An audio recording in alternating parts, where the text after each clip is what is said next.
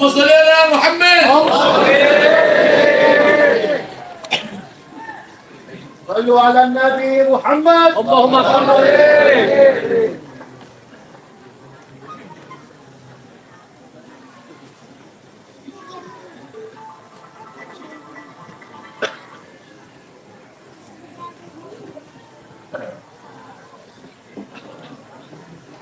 صل على محمد.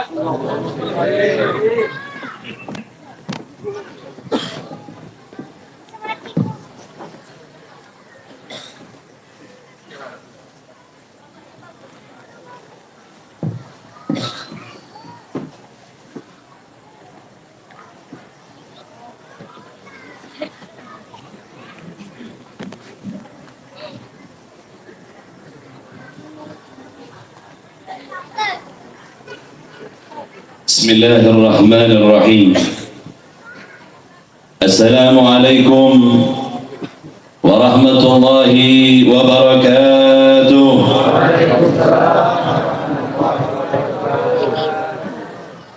الحمد لله الذي يكذف إذا شاء في قلوب المريدين لوعة الإرادة فيزعجهم إلى السلوك السبيل السعادة التي هي الإيمان والإبادة ومحو كل رسم وعادة. ونصلي ونسلم على سيدنا محمد سيد أهل الزيادة وعلى آله وأصحابه السادات القادة. أما بعد، أيها المحترمون para alim ulama, para habaib, para kiai, para masyayikh, para asatid, segenap kaum muslimin dan muslimat, semoga Allah subhanahu wa ta'ala merahmati kita semua, amin, Allahumma amin. Alhamdulillah, ketika Allah subhanahu wa ta'ala mudahkan langkah kaki kita untuk datang ke tempat ini. Alhamdulillah, ketika Allah subhanahu wa ta'ala berikan lisan kepada kita untuk memuji Allah, bersalawat kepada baginda Rasul sallallahu alaihi wa alihi wasallam. Allah yang menggerakkan, Allah yang menginginkan kita untuk melakukan perbuatan baik. Allah mudahkan bagi kita untuk datang ke tempat ini. Allah gampangkan lisan ini untuk menyebut namanya dan bersalawat kepada baginda Rasul sallallahu alaihi wa alihi wasallam. Karena Allah yang menginginkan dan Allah yang memilih kita. Salawat dan salam atas baginda Rasul sallallahu alaihi wa alihi wasallam, Nabi yang menjadi petunjuk, menjadi qudwah, menjadi suri tauladan bagi kita semua, sehingganya barang siapa yang berpegang kepada ajarannya, maka ia adalah orang yang selamat ketika ia berada di dunia hingga ia harus kembali kepada Allah subhanahu wa ta'ala. Salawat dan salam juga kepada keluarga baginda Rasul sallallahu alaihi wa alihi wasallam, kepada para sahabat, tabi'in, tabi'it tabi'in wa alaina ma'hum wa fihim bi rahmatika ya arhamar rahimin, amin. Hadirin hadirat, ikhwan akhwat yang dimuliakan oleh Allah, dalam banyak riwayat kitab para salihin menyebutkan, jika Allah subhanahu wa ta'ala kumpulkan engkau di sebuah tempat, disebut nama seorang yang dekat kepada Allah, bukanlah keinginanmu untuk datang ke tempat ini kecuali mereka orang yang kau sebut namanya, yang kau baca manaqibnya, yang kau holy, orang inilah yang menginginkan agar kita datang ke tempat ini. Ketika Allah subhanahu wa ta'ala mudahkan bagi kita untuk kemudian membaca ratib,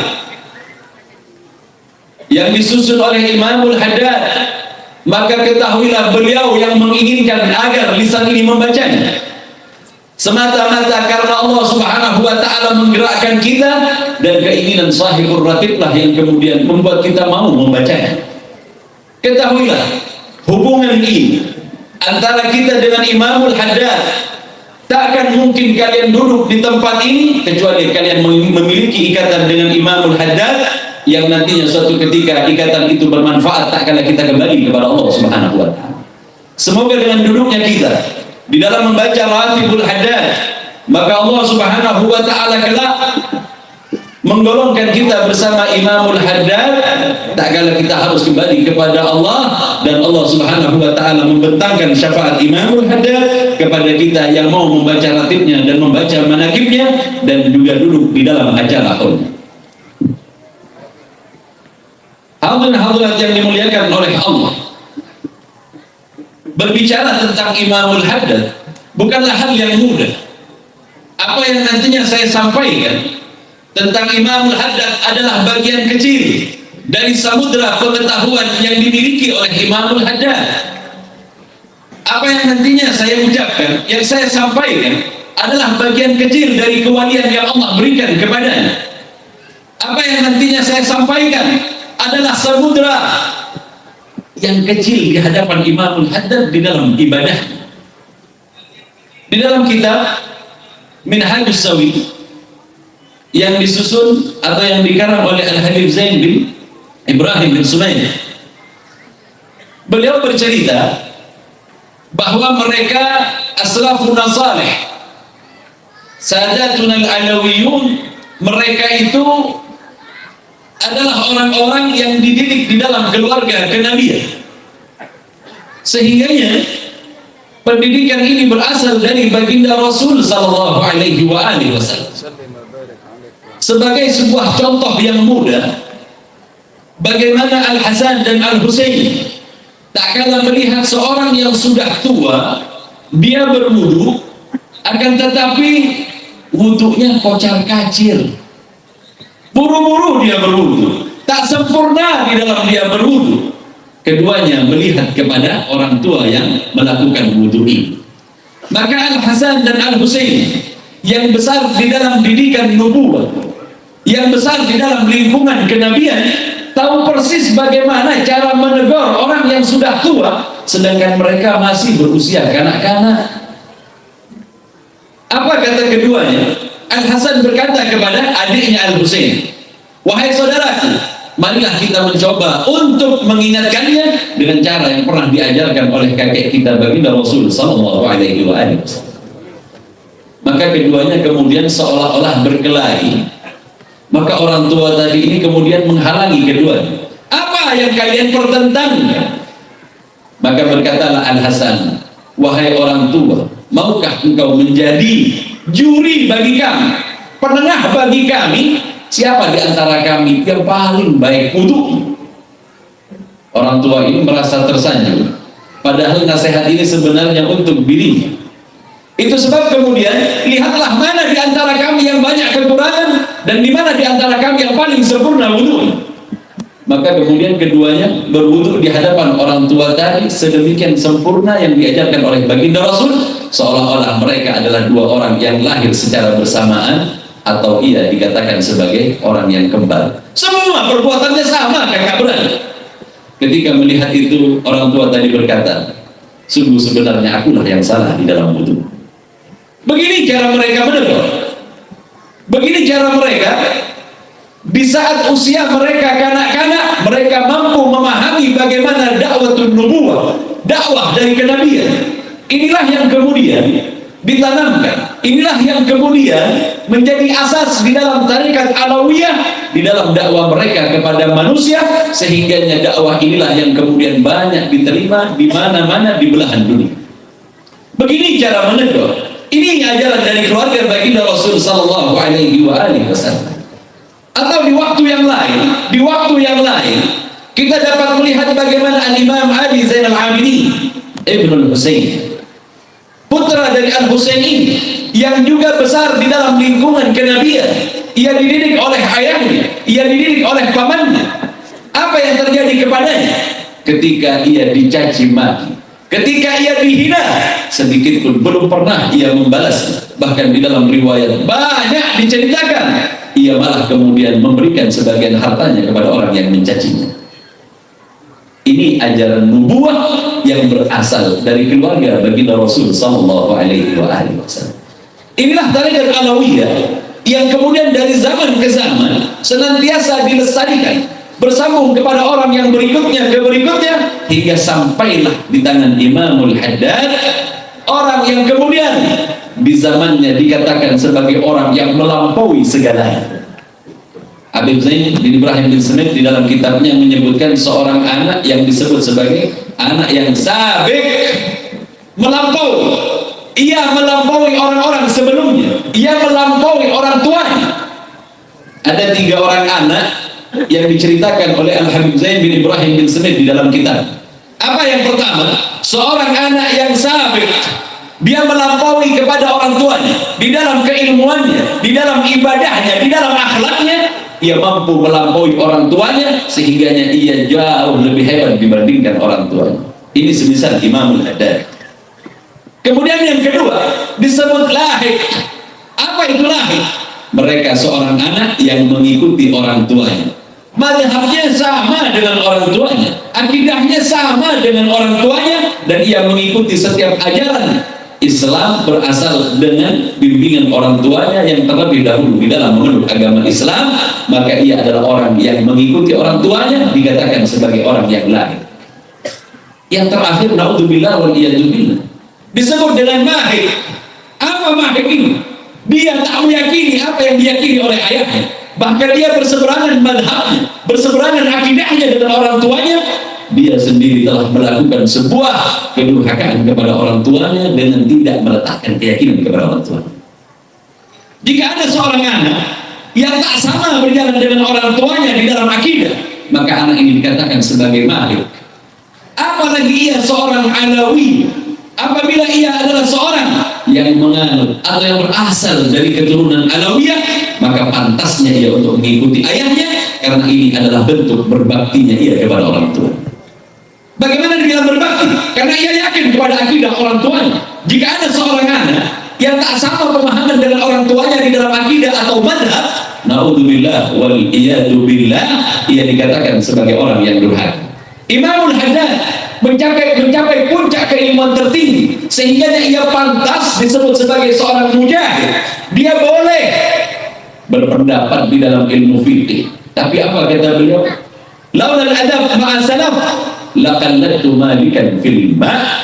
Kalau bukan karena adab kepada salaf, niscaya aku pindah madhab ke madhab Maliki tentang masalah air. Saking gampangnya di dalam penggunaan air di dalam madhab Maliki. Madhab Syafi'i repot, Pak. Ada ma'ul mustahman, ada air yang tidak cukup 2 kul. Di dalam madhab Syafi'i, selagi air itu tidak berubah, boleh dipergunakan.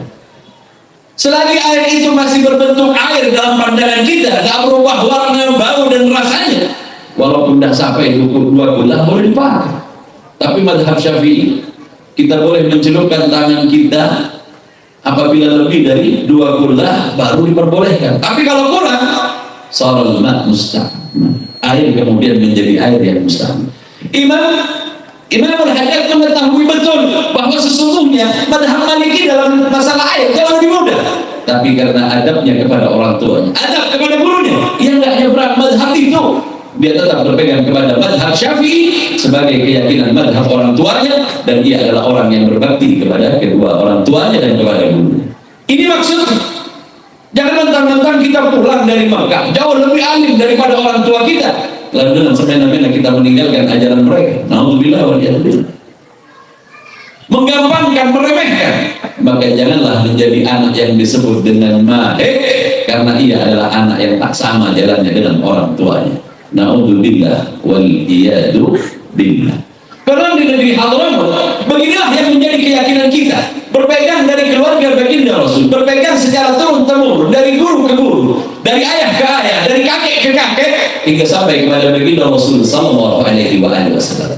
Saya sebutkan tadi, Imamul Haddad disebut sebagai anak yang kenapa? orang tuanya melampaui guru-guru. Kita pernah dengar tentang Imam Bukhari.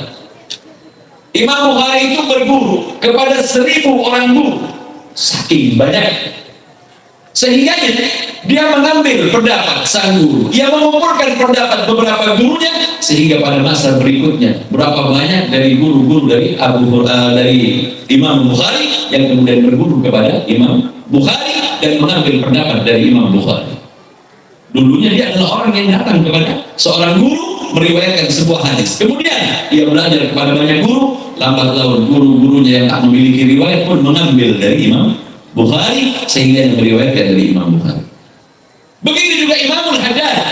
Siapa yang tak mengenalnya? Di awal ia adalah seorang murid yang pernah belajar kepada seorang guru, salah satu gurunya.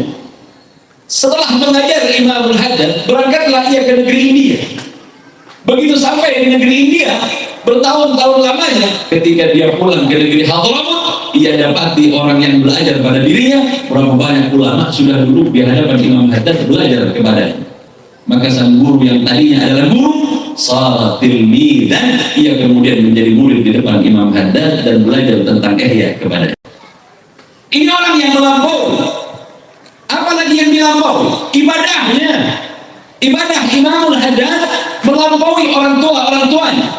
Di saat usianya 8 tahun, di dalam banyak kitabnya Ghayah Ghasatul Murad dijelaskan. Di beberapa kitab berbicara tentang Imamul Haddad, yang paling lengkap adalah Ghayah Ghasatul Murad.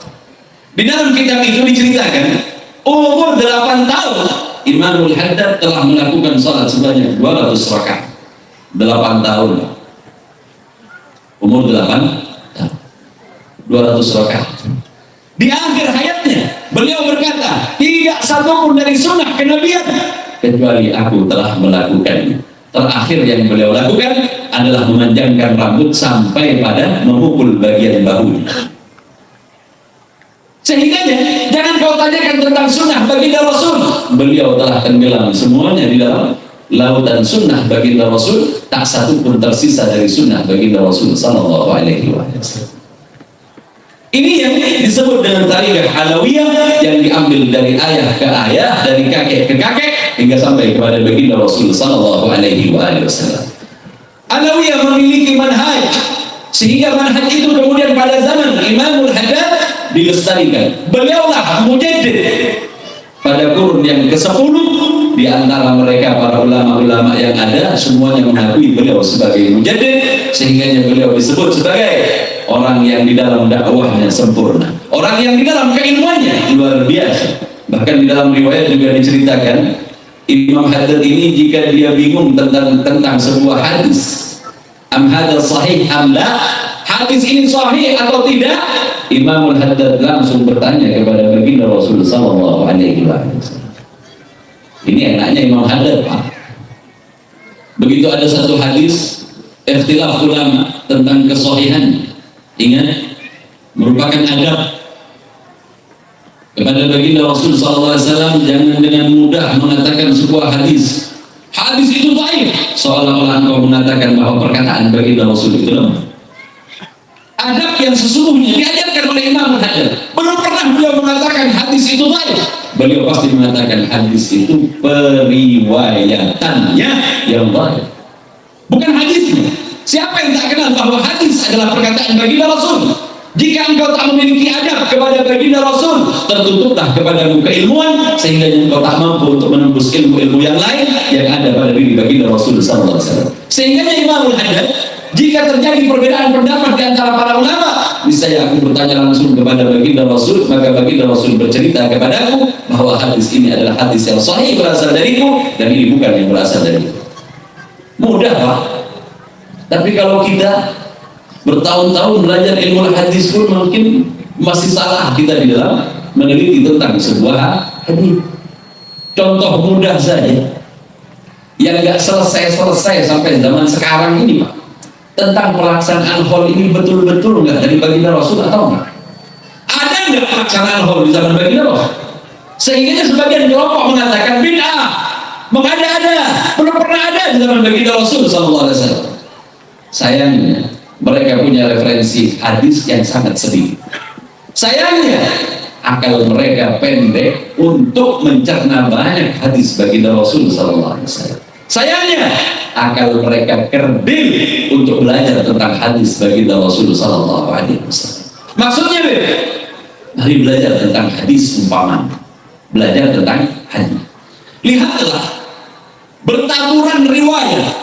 Sayyidah Aisyah bercerita, jika Rasulullah SAW menyebut nama istrinya Khadijah, maka hatiku ini merasa tersiksa, cemburu rasanya. Setiap kali baginda Rasul menyebutkan tentang Sayyidah Khadijah, maka ia kemudian menyembelih seekor kambing dan dagingnya dibagi-bagi kepada keluarga dari keluarga Khadijah. Kapan menyembelihnya? Banyak ulama menceritakan pada setiap perayaan setahun meninggalnya Sayyidah Khadijah. Setiap tahunnya baginda Rasul menyembelih seekor kambing dan dagingnya dihadiahkan kepada keluarga dari Sayyidah Khadijah. Belum cukup ini, Al-Habib Salim bin Abdullah Asy-Syatiri, guru mulia kita yang berada di negeri Hadramaut, beliau dikenal dengan sebutan Sultanul Ulama. Beliau pernah berkata, sungguh aku bisa datangkan ratusan hadis tentang kesohian acara di mana yang dilakukan oleh kita pada malam. Apa yang terjadi? Beliau menyebut seorang ulama yang merupakan salah satu murid dari Imam Syafi'i yang lahir pada tahun 161 Hijriah. Namanya Ibnu Rawahai. Ibnu Rawahai ini murid dari Imam Syafi'i. Dia bercerita sebuah riwayat dari Sayyidina Abu Bakar Siddiq. Apa katanya? Sayyidina Abu Bakar Siddiq setahun telah berlalu, setahun meninggalnya baginda Rasul, beliau kumpulkan semua para sahabat. Beliau membaca surat Al-Baqarah, beliau membaca surat Al-Maidah dan membaca surat Al-Fatihah. Yuhdirin Nabi sallallahu alaihi wasallam, dihadiahkan bacanya kepada baginda Rasul sallallahu alaihi wasallam. Acara itu dihadiri oleh sahabat-sahabat besar. Sayyidina Umar bin Khattab ada di dalamnya. Sayyidina Utsman bin Affan ada di dalamnya. Sayyidina Ali bin Abi Thalib juga ada di dalamnya. Hampir semua sahabat besar berkumpul membaca surat Al-Baqarah, surat Al-Maidah dan surat Fatihah yang kemudian dihadiahkan kepada baginda Rasul. Ini diceritakan di mana nih? Riwayat Imam Bukhari di dalam Sahih Bukhari, di dalam Fathul Bari diceritakan semua. Jadi sekeluarnya mulutnya aja mau buat fitnah. Jika ini kurang, apa kata Ibnu Rawahai? Kata Ibnu Rawahai, tahu nggak? Sayyidina Ali bin Abi Thalib setiap tahunnya di Kufah dia mengadakan haul bagi Rasul sallallahu alaihi wasallam. Ia baca beberapa ayat dari Al-Quran, hadiahkan kepada baginda Rasul sallallahu alaihi wasallam. Tetap di dalam kitab yang sama yang ditulis oleh Ibnu Rawahai, dia berkata apa? Bahkan Hasanul Basri setiap tahunnya mengadakan haul baginda Rasul sallallahu alaihi wasallam. Bukankah mereka ulama pegangan kita? Setiap kali kita menyebutkan di dalam iftitah pembukaan ceramah kita, pasti kita sebutin sahabat, pasti kita sebutin keluarga baginda Rasul, tabi'in dan tabi'in. Mengapa disebut? Karena ini asas di dalam keilmuan. Kalau bukan karena mereka salah kita di dalam berpegang, Pak. Kalau kita buang tabi'in, bagaimana kau akan sampai kepada sahabat dan keluarga baginda Rasul? Jika kau buang sahabat, berapa banyak hadis yang akan terbuang begitu saja sehingga keilmuanmu berkurang. Jika kau buang keluarga baginda Rasul, maka jauh lebih celaka karena banyak wasiat baginda Rasul tentang keluarga baginda Rasul. Sehingga keluarga sahabat adalah asas di dalam keilmuan kita Ahlussunnah wal Jamaah. Tabi'in adalah jembatan kita kepada mereka sehingga kita berpegang kepada apa yang mereka ceritakan, dan mereka bukanlah orang yang tak memiliki kapasitas, akan tetapi mereka memiliki keilmuan ibadah yang luar biasa dan tidak bisa ditolak oleh siapapun juga. Hadirin yang dimuliakan oleh Allah, jika berbicara tentang ilmu hadis, maka mereka telah melestarikan ajaran baginda Rasul sallallahu alaihi wasallam. Itu sebab apa yang kita lakukan pada malam ini? Ajaran baginda Rasul di waktu mengenang Sayyidah Khadijah. Ajaran dari para sahabat mengenang tak kala baginda Rasul kembali kepada Allah. Ajaran Sayyidina Ali bin Abi Thalib, ajaran dari Hasan al-Basri. Mereka adalah sahabat dan tabi'in yang hidup di zaman setelah baginda Rasul sallallahu alaihi wasallam. Lalu masihkah kita tidak akan berpegang kepada apa yang mereka sampaikan? Demi Allah, mereka adalah wasilah kita untuk sampai kepada baginda Rasul, mencapai kebenaran yang sesungguhnya. Maka tak ada manhaj, tak ada aliran, tak ada manhaj yang benar-benar madhab yang sama sebagaimana madhab Ahlus Sunnah wal Jamaah, lebih khusus yang kemudian kita kaum muslimin yang ada di Indonesia ini juga berpegang di dalam madhab fikihnya, kita berpegang kepada Imam Syafi'i. Nikmat kita diberikan madhab ini. Di madhab lain diharamkan, di madhab lain pelaksanaan dikatakan sesuatu yang bid'ah dan mengada-ada. Na'udzubillah wal jadzubillah.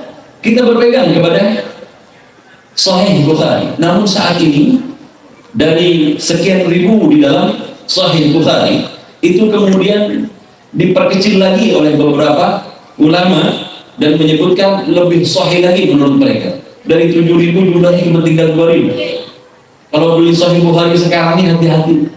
Sahih Bukhari yang sudah dikurangi atau Sahih Bukhari yang masih di awal. Nggak ada di dalam Sahih Bukhari. Ketahuilah Sahih Bukhari itu banyak hadis, tetapi kemudian oleh mereka diperkecil lagi sahih menurut ulama mereka. Padahal jauh sebelumnya orang lebih kaliber, orang yang jauh lebih alim, orang yang jauh lebih mumpuni dalam keilmuannya mengatakan bahwa ini adalah hadis yang sahih. Bahkan orang berikutnya kemudian tidak mensahihkan apa yang disampaikan oleh Imam Bukhari. Na'udzubillah, tsumma na'udzubillah min dzalik. Allah yang dimuliakan oleh Allah.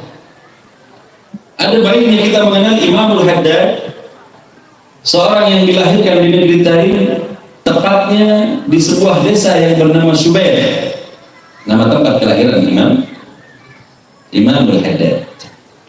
Imamul Haddad lahir pada tanggal 5 Safar, bersamaan tak lama sepeninggal dari salah seorang yang terkenal di zamannya, yakni Syekh Husain bin Syekh Abu Bakar bin Said.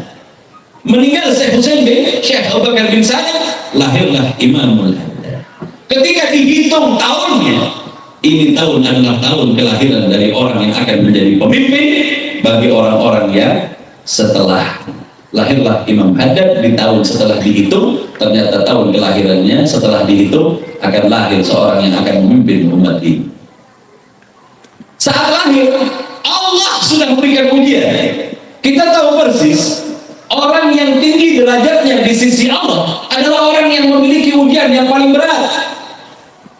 Ketika seorang sahabat bertanya kepada baginda Rasul, "Ya Rasulullah, man asaddun nasi bala?" Siapa manusia yang paling berat ujian? Apa kata baginda Rasul? Asaddun nasi bala'an al-anbiya thumma al-amthal fal-amthal. Orang yang paling berat ujiannya itu adalah orang yang disebut sebagai dengan para nabi. Sehingga kalau kita buka ujian para nabi nggak mungkin kita memikul. Berat Pak. Lihat bagaimana salah satu contohnya. Salah satu contohnya saja. Saya nggak cerita semua 25 nabi. Kalau saya ceritain satu persatu ujian para nabi sampai subuh Pak. Jadi ngahin sampai subuh. Biarnya mana? Bulan. Contohnya kita ambil Nabi Allah Ibrahim alaihissalam. Ujiannya terberat sehingga ia masuk ke dalam golongan orang-orang yang disebut sebagai para nabi ulul azm yang memiliki kesabaran yang luar biasa. Apa di antaranya ujian yang Allah berikan kepada Nabi Allah Ibrahim alaihissalam? Ia pernah dibakar hidup-hidup. Ada di antara kita yang pernah diuji dengan dibakar hidup-hidup? Belum ada, mudah-mudahan nggak ada. Mudah-mudahan enggak. Dan insya Allah memang enggak bakal ada. Kenapa? Ujian ini hanya diberikan kepada mereka, orang-orang yang dekat kepada Allah Subhanahu wa Ta'ala.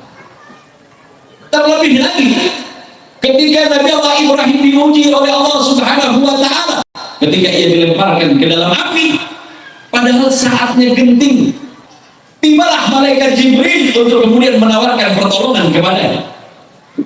Ketika datang malaikat Jibril, kata malaikat Jibril, ketika ditanya oleh baginda Rasul SAW, wahai malaikat Jibril, pernahkah engkau turun ke muka bumi kemudian percuma? Maksudnya percuma, apa yang Allah perintahkan kemudian orang yang seharusnya engkau tolong dan menolak pertolongan. Kata malaikat Jibril, 4 kali aku turun ke bumi, apa yang aku tawarkan tadi tak dihiraukan oleh mereka. Masalahnya masalah sepele, saya disuruh turun oleh Allah Subhanahu wa Ta'ala. Bukan urusan yang berat. Pertama, ketika Nabi Allah Ibrahim dilemparkan ke dalam apinya Namrud. Nabi Ibrahim dilempar pakai minjanik Pak. sebuah alat yang dibuat oleh iblis atas ide iblis yang dibuat oleh anak buah dari Namrud. Dilemparkan Nabi Allah Ibrahim ke dalam apa? Di saat detik-detik mau sampai ke dalam api, turun malaikat Jibril nawarkan, ya Nabi Allah, adakah engkau memerlukan pertolongan? Saatnya genting betul, kata malaikat Jibril, aku diutus oleh Allah untuk datang kepada Nabi Allah Ibrahim. Di saat antara dilempar sampai jatuhnya ia ke dalam, umpamanya ada tayangan apa kata Pak? Pelan-pelan itu Pak, slow motion, pelan-pelan itu turun di sela-sela itu turun malaikat Jibril. Turun malaikat Jibril nawarkan, ya Nabi Allah, adakah engkau memerlukan pertolongan? Apa kata Nabi Allah Ibrahim? Jika kepadamu wahai Jibril, maaf, nggak perlu. Buru-buru saya turun, saya tawarkan, nggak noleh Nabi Allah Ibrahim. Jika engkau menawarkan pertolongan kepadaku wahai Jibril, ketahuilah bahwa pertolongan Allah lah yang aku harap, bukan pertolongan. Tadi malaikat Jibril bilangnya pertolongan itu, sehingganya Allah bantu dalam waktu yang singkat itu. Allah tidak menyebabkan kemudian Nabi Allah Ibrahim terlepas dari api, tetap dijatuhkan ke dalam api, tetapi api yang kemudian dijadikan dingin oleh Allah Subhanahu wa Ta'ala kepada Nabi Allah Ibrahim. Ujian Nabi Allah Ibrahim adalah ujian yang terberat. Lepas ujian ini, Nabi Allah Ibrahim diuji dengan ujian di mana ia tidak memiliki seorang anak. Ketika ia menikah dan punya anak, di saat si istri dalam keadaan hamil, diminta oleh Allah untuk dijauhkan di sebuah tempat yang kemudian nantinya menjadi tempat bagi kelahiran Nabi Allah Ismail alaihissalam. Berharap akan punya anak, berharap kemudian memiliki keturunan. Ketika Allah ijabahi, malah si istri dan anak harus dijauhkan dari Nabi Allah Ibrahim alaihissalam. Sudahlah diharap-harapkan, begitu sudah besar turun lagi perintah Allah untuk menyembelih. Berkali-kali Nabi Allah Ibrahim diuji. Maksud ujian Nabi Allah Ibrahim adalah agar menjadikan Nabi Allah Ibrahim orang yang paling dekat kepada Allah Subhanahu wa Ta'ala. Idza ahabballahu qauman ibtalahum. Jika Allah mencintai sebuah kaum, Allah uji kaum. Idza ahabballahu 'abdan ibtalah. Dalam hadis yang lain, jika Allah mencintai seorang hambanya, Allah berikan ujian kepadanya. Diuji dulu agar kita kemudian mencapai tingkat yang tertinggi. Pak, umpamanya kita yang disuruh nyembelih anak kita, mimpi dijalankan, enggak, ya karena apa? Enggak bakalan datang mimpi itu pada kita. Paling yang disuruh disembelih itu istri kita Pak. Pak, memang yang sudah sakit hati lah, kenapa nggak datang-datang mimpinya? Disuruh nyembelih bini, mau langsung dilakukan. Alhamdulillah, walhamdulillah. Itu sebab kalian tidak akan diuji sebagaimana ujian yang datang kepada Nabi Allah Ibrahim alaihissalam. Karena beratnya ujian para nabi ini tidak Allah berikan kecuali kepada orang-orang yang memiliki kedudukan yang tinggi. Imamul Haddad baru lahir, dia baru dibungkus dengan kain apa katanya orang bedong. Apa bahasa Pontianak? Bedong, bedung Maduranya. Ketika hendak dililiti dengan kain ini, ternyata di dalamnya ada kalajengking, dan ini Imam Al-Haddad baru dilahirkan. Maka menangislah seharian penuh bayi dari Imam Al-Haddad ini sampai waktu subuh. Ketika hendak diganti kainnya, dilihat di situ ada kalajengking dan 17 sengatan kalajengking pada bagian tubuhnya. Oh, itu kan kesalahan orang tua. Setiap apa yang terjadi kepada kita adalah ketentuan Allah Subhanahu wa Ta'ala. Ini awal ujian kepada bayi, di mana yang berikutnya kemudian mereka menjadi seorang pemimpin yang dikenal di seluruh bagian bumi. Saya katakan dikenal di seluruh bagian bumi karena ketika kita sampai kepada beberapa tempat seperti di Afrika, itu gencar orang baca Ratibul Haddad. Ini sudah berlangsung dari zaman kita kepada zaman Imam Haddad, sudah hampir kurang lebih berapa tahun? 316 tahun lama. Ini Ratib masih dibaca, di mana-mana masih dibaca. Ini menandakan amal soleh ini tetap langgeng. Inilah yang disebut orang yang hidup setelah meninggalnya masih saja kita membicarakan. Ini orang yang sungguh-sungguh hidup. Orang yang mati bagaimana? Masih ada orang yang udah nggak bicara. Itu kuburan berjalan tuh. Masih hidup udah gak ada yang ngomong. Dia mati, nggak nunggu 7 hari, baru dikubur orang udah lupa sama dia. Naudzubillah wal iyadu billah. Ini Imamul Haddad di masa kanak-kanak. Pada usia 4 tahun, dia tertimpa oleh penyakit yang namanya penyakit cacar yang datang di masa itu. Masih belum ada obatnya. Maka itu mengenai matanya. Sehingganya di masa itulah kemudian tertimpa kepada Imamul Haddad kebutaan. Di masa beliau dalam keadaan sakit, itu diobati oleh berbagai banyak orang. Ditetesi kepada matanya dengan dedaunan yang kemudian apabila mengenai mata luar biasa pedih. Ujian demi ujian kepada Imamul Haddad sampai kemudian hal itu menyebabkan kebutaan kepada beliau. Salah seorang di antara mereka berkata, "Inna ibnaki hada," sesungguhnya anakmu ini nanti sayakunu lahu sya'nun 'azim. Kata orang yang melihat kejadian itu, sungguh anakmu ini akan memiliki sebuah keadaan yang luar biasa. Nanti suatu ketika akan tiba zaman di mana di zaman itu ia adalah orang yang diikuti setiap jejak langkahnya. Semua ulama di zaman setelahnya akan berjalan di bawah naungannya, di bawah telapak kakinya orang-orang akan berjalan. Itu pada usia 4 tahun sudah ada orang yang mengatakan begitu. Si ibu yang melihat kebutaan kepada anak, ini biasa orang tua perempuan kita kadang nggak sabar dengan penyakitnya anak. Sehingganya dibawalah sang anak Imamul Haddad, dibawalah berziarah kemana-mana, dimintakan doa kepada mereka orang-orang saleh, sampai tiba di kuburan Syekh Abdullah Al-Idrusul Akbar. Kuburannya ada di belakang. Dibawa ke tempat itu, sang ibu kemudian berkata kepada imam, "Imma an ta'budu li'anna baqa'uhu ta'ab wa su'b." Kata ibunya bilang kepada kuburan, ini ngomong sama kuburan, bilang kepada Syekh Abdullah Al-Idrus, "Hendaklah engkau ambil anak ini biar dia mati aja." Karena apa? Keadaannya ketika ia tertimpa oleh buta, maka sepanjang hidupnya akan menjadi susah. Wa imma, atau tidak, hendaklah engkau ajarkan kepadanya, angkat derajatnya sehingga ia berada di martabat kewalian dan ia menduduki puncak tertinggi di dalam kewalian. Kalau ente nggak mau ngambil, biarkan dia kemudian memiliki ilmu, memiliki segalanya sehingga dia menduduki makam yang tinggi di sisi Allah Subhanahu wa Ta'ala. Dan ada orang yang dengar, kecuali Imamul Haddad mendengar jawaban dari Habib Syekh Abdullah Al-Idrus. Beliau mendengar. Sehingga Pak, seandainya Allah berikan kesempatan kepada kita untuk ziarah ke negeri Allah, dari kuburan Habib Abdullah Al-Idrus kepada kuburan Imam Haddad itu ada tempat. Setiap ulama berkata tak ada satu orang pun yang berdoa di tempat itu kecuali Allah ijabah. Jarak antara Habib Abdullah, Syekh Abdullah Al-Idrus kepada Habib Abdullah. Bayangin udah gak apa-apa, karena gak ada yang pernah sampai kan. Kalau yang pernah sampai, alhamdulillah, mudah-mudahan kita sampai berkat kita membaca latifnya, beliau menarik kita sehingga kita bisa berziarah kepada beliau.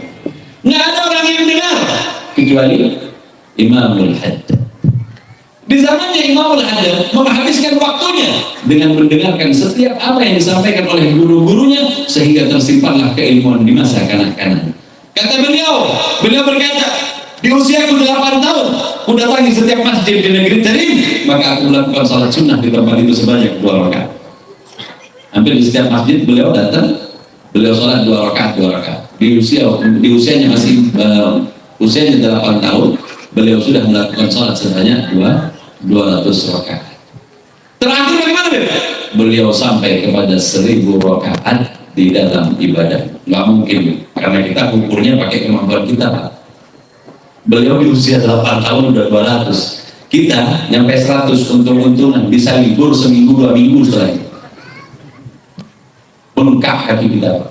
Beliau memulai. Kata para ulama, jika Allah Subhanahu wa Ta'ala berikan kepada seorang hamba nasyad fil ibadah, kemauan untuk beribadah, maka Allah berikan kepada hambanya sehingganya di dalam setiap ibadahnya nikmat dia melakukan. Coba kita lihat, semisal Imam Ali Zainal Abidin Ibnul Husain. Beliau itu kalau berdoa kepada Allah tenggelam di dalam doa, sampai ada sebuah kitab yang disebut dengan Munajat Sajjadiyah, doa-doa dari Imam Ali As-Sajjad atau Imam Ali Zainal Abidin. Al-Asmu'i bercerita, Al-Asmu'i adalah nama seorang ulama di zaman itu. Aku pernah melihat seorang pemuda, dia berdoa di waktu awal malam. Lepas kisah, aku melihat seorang anak muda sedang berdoa, dia tutupi wajahnya dengan tabir Ka'bah. Dari awal malam dia berdoa, kudengar setiap untayan kata-katanya, membuat aku tenggelam di dalam setiap kata-katanya. Tidaklah berhenti doa itu kecuali waktu fajar telah tiba. Tenggelam di dalam doanya. Kita lepas sholat Rabbana atina cukup, itu sapu jagat, hilang jagatnya, tinggal sapunya. Doa paling hafal daripada nggak doa betul, daripada doa pendek bagus panjang, karena kita punya hajat kepada Allah Subhanahu wa Ta'ala. Ini Imamul Haddad. Sehingga Imamul Haddad tidaklah kemudian beliau melakukan segala sesuatu kecuali segala sesuatu itu adalah merupakan sunnah baginda Rasul Sallallahu Alaihi Wasallam. Kemudian juga Al-Imamul Haddad, berapa banyak ulama bercerita di zamannya Imamul Haddad, jika ia mengajarkan tentang sesuatu berarti dia telah melakukan. Jika ia mencontohkan tentang sebuah sunnah, dia sudah tenggelam di dalam sunnah itu, sehingganya tak satu pun di antara mereka murid-murid Imam Haddad mengatakan bahwa sesungguhnya kami mendapatkan sunnah yang tak pernah diajarkan oleh Imam Haddad. Belum pernah. Hampir semua sunnah ditanamkan oleh Imam Haddad, seolah-olah mereka menerima hal itu, seolah-olah masih dari zaman baginda Rasul SAW masih hidup. Semuanya diketahui, diajarkan, sehingga beliau berkata, tidaklah satu sunnah yang terlewatkan kepadaku kecuali sunnah ini. Beliau kemudian di dalam riwayat membuka imamahnya dan rambut beliau menyentuh pada bagian bawah. Itu sunnah terakhir yang beliau kerjakan dari semua sunnah baginda Rasul telah kulakukan. Kadang kita masih sunnah yang kecil-kecil. Sunnah itu Pak dari sunnah terhadap diri. Jangan buru-buru meloncat sunnahnya kawin 3, 4, bukan Pak. Mulai dari sini, mulai dari kawin. Salah Pak. Mulai dari sunnah dulu. Karena kita mau sholat, sunnah sholat ini kita kenal. Apa yang kita lakukan sebelum masuk ke dalam sholat?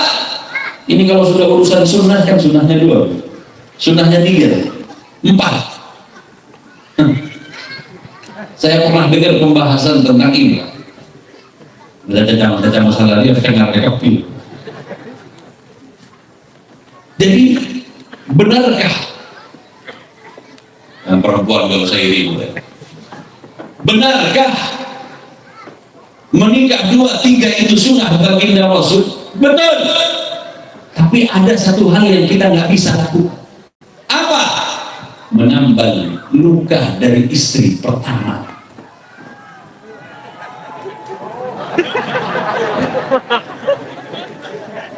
Berak begini.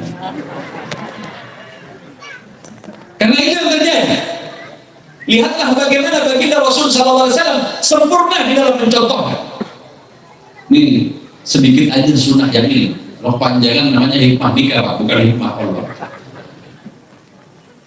Jadi Sayyidah Aisyah adalah orang yang paling pencemburu di antara istri baginda Rasul SAW.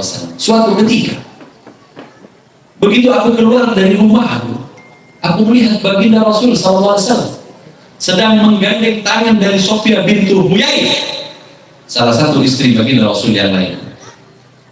Digandeng tangannya, kemudian kaki dari Sofia bintu Huyai dinaikkan di paha baginda Rasul, kemudian dia dinaikkan ke atas tunggangan, dinaikkan ke atas keledai, tapi dijadikan tumpuan itu paha baginda Rasul.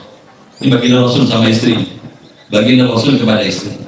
Oh kalau kita ya pegang dulu, naikkan ke atas sepeda motor, setelah dia naik baru kita yang naik. Sunnah begitu di dalam riwayat. Kalau mau bukakan pintu, masuk, begitu masuk kaki tinggal satu.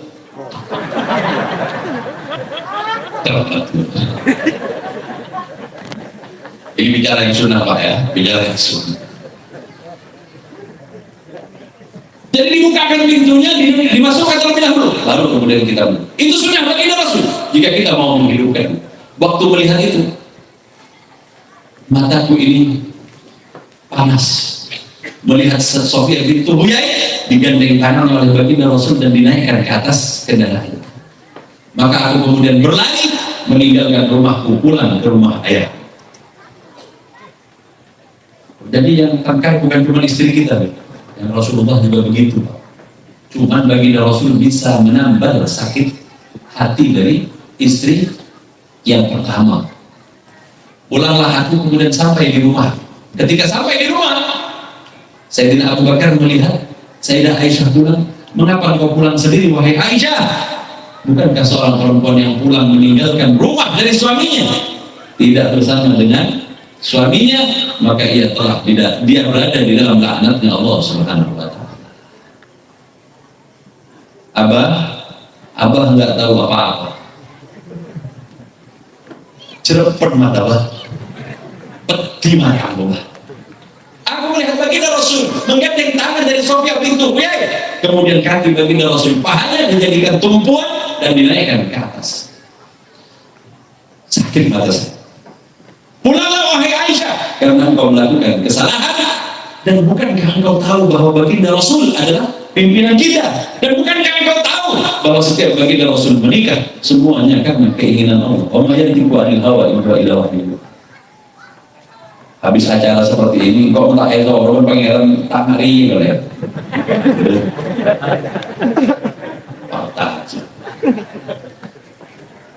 Jadi Abu Bakar marah. Nah begini seharusnya seorang mertua. Jika melihat anak pulang ke rumahnya, meninggalkan rumah suaminya, maka suruhlah ia pulang, karena ia masih berada di dalam laknat Allah. Allah tidak menaunginya dengan malaikat. Disuruh pulang tak mau. Maka tak lama kemudian datanglah baginda Rasul Sallallahu Alaihi Wasallam. Ketika datang baginda Rasul Sallallahu Alaihi Wasallam, mengucapkan salam dan berkata, wahai Aisyah, marilah pulang bersamaku. Tidak, saya tidak mau pulang.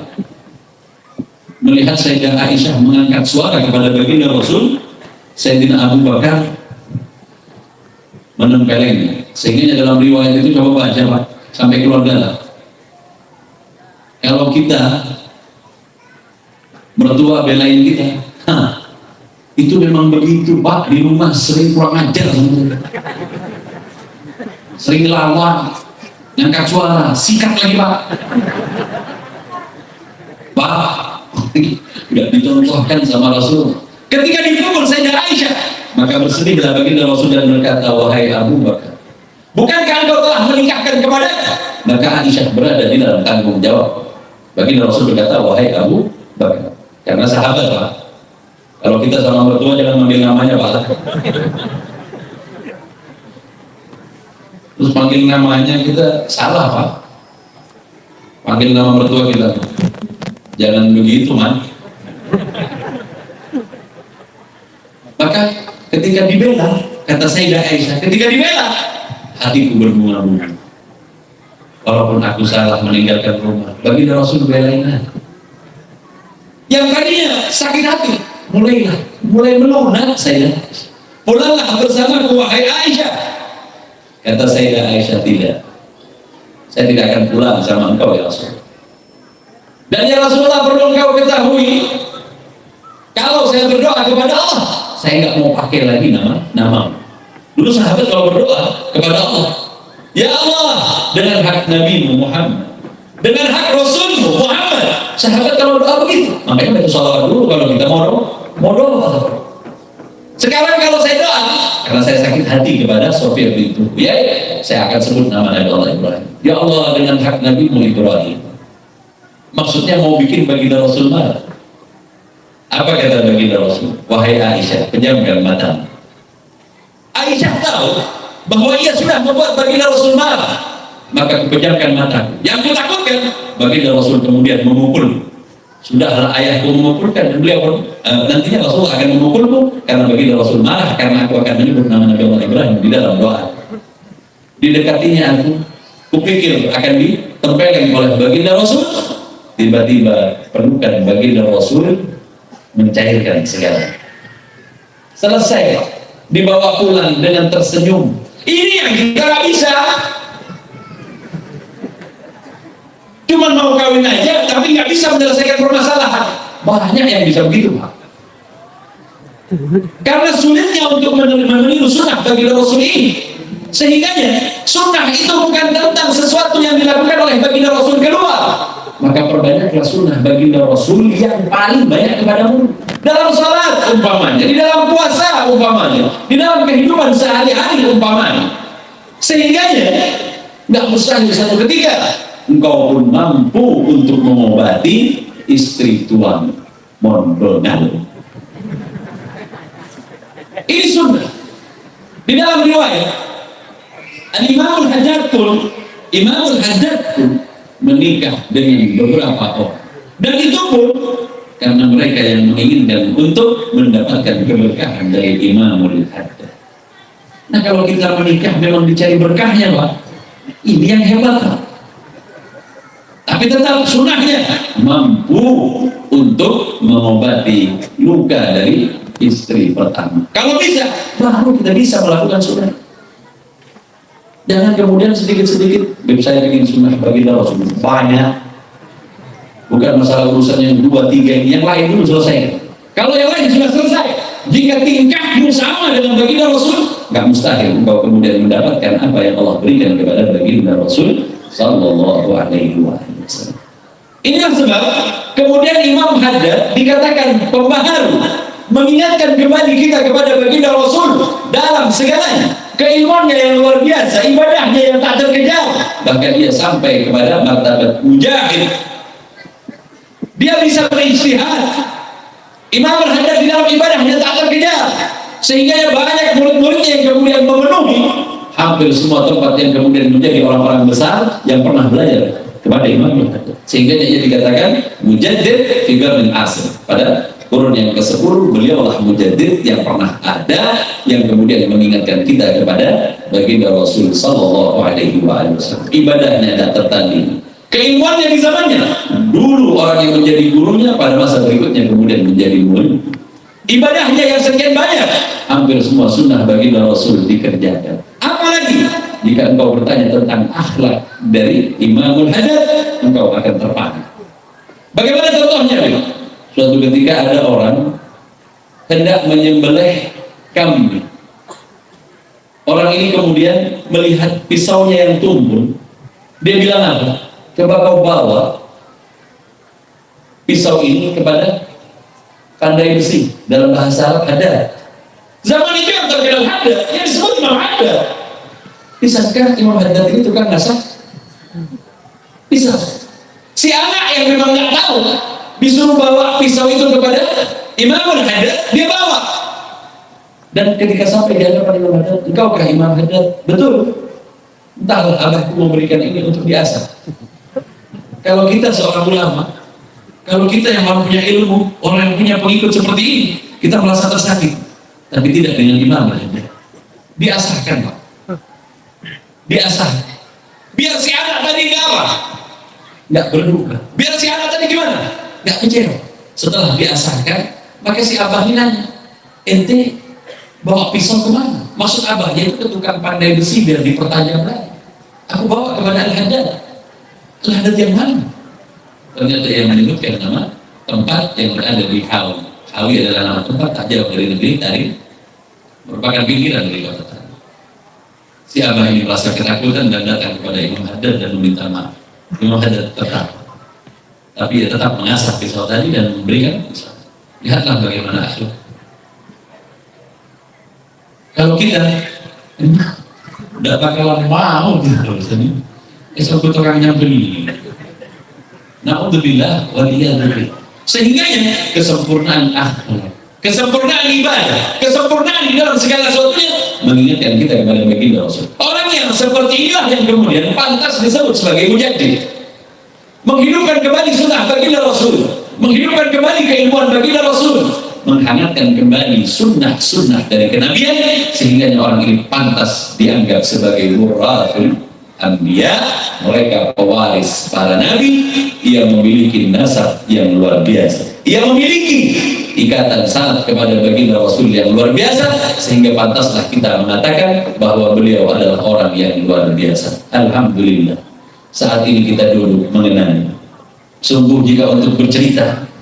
tentang Imamul Haddad, rasanya nggak cukup waktu.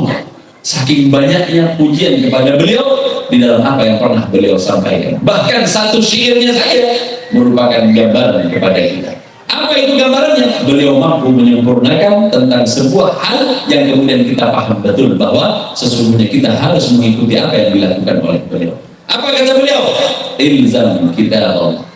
Berpeganglah kalian kepada Al-Quran, wattaba' sunnatan, dan ikutilah sunnah baginda Rasul sallallahu alaihi wasallam, waqtad hadakallah bil aslam, dan carilah salaf orang-orang sebelum kita yang berpegang kepada ajaran baginda Rasul. Wajibnya kita punya ini agar tersambung kepada mereka. Alhamdulillah kita berada di dalam ahlu sunnah wal jamaah, kita berpegang kepada ajaran beliau, kita berpegang kepada ajaran yang terbaik di antara ajaran-ajaran yang ada. Semoga Allah Subhanahu wa ta'ala melanggengkan kita untuk memegangnya. Semoga keturunan-keturunan kita mau berpegang kepada ajaran mereka, sehingga suatu ketika kelak kita akan dikumpulkan bersama mereka, bersama guru-guru mereka, bersama kakek-kakek mereka, bersama baginda Rasulullah sallallahu alaihi wasallam. Hadirin yang dimuliakan oleh Allah, semoga apa yang saya sampaikan sedikit ini menjadi tarbiyah, menjadi pendidikan bagi diri dan bagi mereka yang mau mengambil iktibar di dalamnya. Sedikit sebagai tambahan terakhir, di zaman yang seperti ini, dengan informasi yang mudah kita tangkap, ramai baru-baru ini membicarakan tentang keluarga baginda Rasul sallallahu alaihi wasallam. Janganlah pernah berubah untuk menjadikan mereka sebagai panutan kita untuk berpegang kepada ajaran baginda Rasul sallallahu alaihi wasallam. Perintah di dalam Al-Quran sedemikian jelas.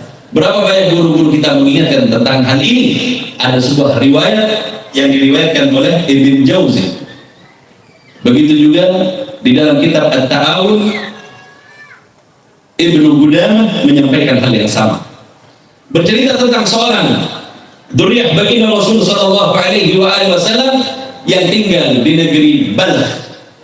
Balkh ini satu negara yang berada di Asia Timur. Kalau sekarang ini banyak negeri-negeri yang berasal dari jajahan negeri Rusia, Turkistan, Uzbekistan, Tajikistan, semuanya yang ada tantannya gitu. Kalimantan gitu. Stan, ada S-nya, ada ya, Stan. Dulu negara itu adalah negara jajahan dari Soviet. Dulu ada satu dzurriyyah Rasulullah SAW yang tinggal di negeri ini.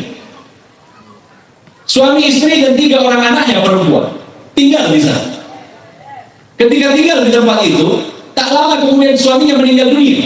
Tinggallah si istri tadi yang merupakan dzurriyyah baginda Rasul bersama 3 orang putrinya. Semua anaknya perempuan. Keadaan membuat dia ini harus meminta. Keadaan membuat dia harus menengadahkan tangan. Karena itu kampungnya dia malu minta di situ. Maka dia pindah dari kampungnya ke satu daerah yang tak jauh dari kampung itu agar orang tak mengenalnya. Ini di dalam kitab dari Ibn Qudamah. Setelah itu apa yang terjadi? Pindah ke kampung itu, mulailah dia mencari orang-orang yang bisa membantunya. Dilihatlah seorang pemuka agama di negeri Samarkand, sekarang Uzbekistan. Dia pindah ke situ, ke Samarkand. Tahu Samarkand? Hah? Nggak jauh dari Ketapang. Ini jauh. Jadi Samarkand ini, di Samarkand dia tinggal di negeri Samarkand itu, dia mencari-cari di bantuan. Dilihatnya seorang tokoh agama, banyak pengikutnya. Dia datang mendekati dan dia bilang, wahai Syekh, aku adalah keturunan baginda Rasul SAW. Iya, apa maksud kedatangan? Aku hidup bersama suamiku, tapi suamiku telah meninggal dunia dan aku dalam keadaan sangat memerlukan bantuan. Aku malu untuk tinggal di negeriku. Aku pindah ke negeri ini. Aku pendatang baru di negeri ini. Aku ingin meminta bantuan kepada seorang yang mengajarkan ajaran baginda Rasul, kepada orang yang paham kepada dzurriyyah Rasul. Dia meminta. Lalu apa jawaban si ulama tadi? Apakah engkau punya dalil bahwa engkau keturunan baginda Rasul sallallahu alaihi wasallam? Dia berkata, engkau bisa bertanya kepada orang-orang di mana aku tinggal sebelumnya. Tapi ia tidak mendengarkan. Pulanglah dengan hati yang sakit. Anak-anaknya diletakkan di dalam masjid. Ketika perjalanan pulang ke arah masjid di mana ia meletakkan anaknya, dia lewat di satu tempat, ada satu orang majusi, majusi nyembah api. Melihat orang majusi dalam keadaan baik perekonomiannya, datanglah ia dan berkata, wahai Tuhan, bantulah saya. Saya seorang Dhurriyyah, seorang keturunan Nabi yang diyakini di dalam Islam. Ketika saya tengadahkan tangan saya kepada orang yang mengajarkan ajaran dari kakek saya, dia tak membantu saya, malah ia meminta bukti bahwa saya seorang Dhurriyyah. Si majusi tadi, apa yang bisa saya bantu? Saya tinggal bersama anak-anak saya, 3 orang, saya letakkan di masjid di sana. Dia suruh pembantunya datang ke tempat itu, ambil anak-anaknya, biar dia hari ini di tempat saya. Majusi, Pak. Majusi ini kemudian membantu meletakkan di tempat yang bagus, diberikan makanan, diberikan pakaian, dan disuruh dia menginap di tempat itu malam itu. Si istri dan suami istri ini, orang Majusi tadi, memberikan perhatian yang luar biasa. Bahkan dia sebenarnya sama sekali tak memahami tentang apa itu Dhurriyyah. Malam itu menginaplah tokoh agama yang tadi dimintai pertolongan. Ini diceritakan sama ulama kita di dalam kitab At-Ta'awun baca. Apa yang terjadi? Malam itu dia bermimpi seolah-olah kiamat telah tiba. Luar biasa keadaannya, mengerikan, menakutkan saat itu. Maka kulihat, kata si ulama tadi, kulihat saat itu seorang pemuda berwajah yang tampan luar biasa. Dia kemudian membantu setiap orang yang datang kepadanya. Maka kudelah dan kudekatkan untuk mendapatkan apa yang terjadi kepadanya, info yang ada padanya. Ternyata ia adalah baginda Rasulullah SAW dalam mimpi. Maka aku berbalik juga untuk datang kepadanya, karena keadaanku saat itu sangat ketakutan dan mengerikan. Keadaanku bisa nampak dari tubuhku, bagaimana pakaianku yang compang-camping karena rasa takut yang luar biasa berdesakan dengan seluruh manusia. Maka aku datang dan kemudian aku mendekat kepada baginda Rasul. Aku katakan kepadanya, ya Rasulullah, aku adalah umat. Aku adalah orang yang mengajarkan tentang ajarannya. Baginda Rasul bilang sama dia, adakah bukti yang kau miliki? Adakah kau bisa menunjukkan bukti bahwa engkau umatku? Kata baginda Rasul. Sakit hatinya dia, bangun dari tidurnya. Dia tahu persis apa maksud baginda Rasul SAW. Maka mulailah ia mencari orang yang tadi minta bantuan kepadanya, seorang Dhurriyyah baginda Rasul. Sampai kemudian dia dengar informasi bahwa berada di rumah orang Majusi. Karena dia seorang tokoh, karena kaum muslimin lebih banyak di negeri itu, ia datang dengan kekuatannya sebagai seorang ulama, banyak yang ikut. Kemana? Dhurriyyah Rasul dan dia ada di tempat. Ada apa? Kenapa engkau mencari? Tidak, bukan hakmu tapi hakku. Majusi tadi kemudian berkata, demi Allah, apa yang menimpa kepadamu di dalam mimpimu, aku pun mengalami yang sama. Maksudku, Rasulullah SAW mengislamkanku, dan karena aku membantunya, maka demi Allah, aku merupakan bagian umat baginda Rasul yang diaku oleh baginda Rasul SAW. Diislamkan oleh baginda Rasul di dalam mimpi. Merugilah orang-orang yang masih hendak bertanya Dhurriyyah atau tidak. Naudzubillah waliyadzubillah. Jika pertanyaan ini kemudian dihadapkan kepada kita, apa yang kita katakan kepada baginda Rasul SAW? Berpeganglah kepada ajaran baginda Rasul, berpeganglah kepada keluarga baginda Rasul, berpeganglah kepada para sahabat, tapi mereka orang-orang yang memiliki keilmuan dan mereka orang-orang yang mencintai keluarga baginda Rasul SAW. Jika tidak, naudzubillah waliyadzubillah, yang kita takutkan saat kita berhadapan dengan baginda Rasul, kemudian kita tak memiliki hujjah tentang bahwa kita menghormati mereka.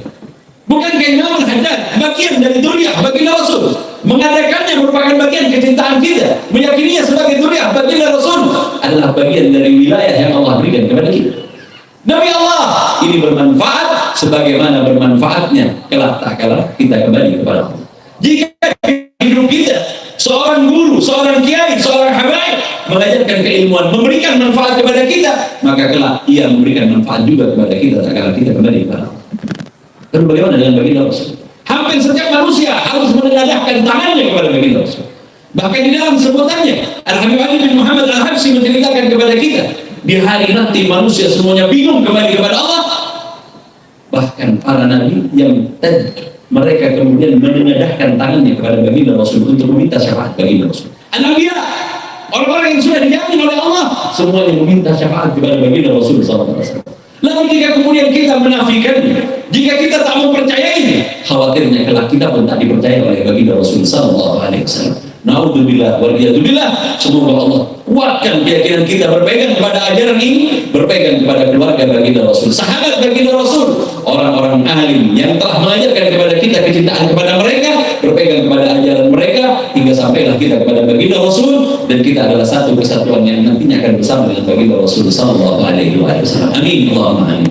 Hadirin yang dimuliakan oleh Allah, janganlah terpengaruh dengan keadaan saat ini. Ketahuilah bahwa apa yang telah disampaikan oleh ulama-ulama kita terdahulu, guru-guru kita, kiai-kiai kita, tentang apa yang diajarkan oleh mereka tentang kecintaan kepada keluarga baginda Rasul, janganlah pernah berubah, karena mereka benar-benar adalah zuriyah baginda Rasul yang kalian kelak akan dimintai pertanggungjawaban. Tak kalah suatu ketika kita kembali kepadanya dan kita memiliki sebuah permusuhan dengannya. Naudzubillah waliyadzubillah.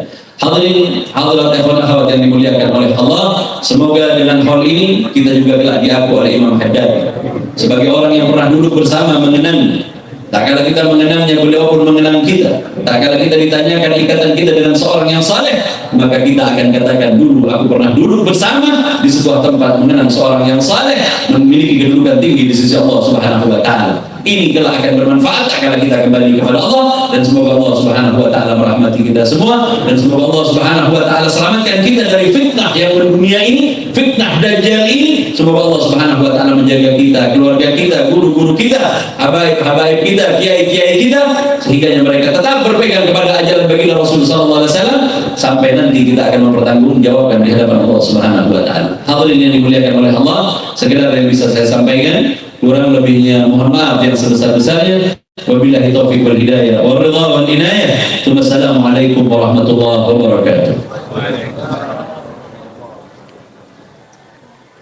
Sallu ala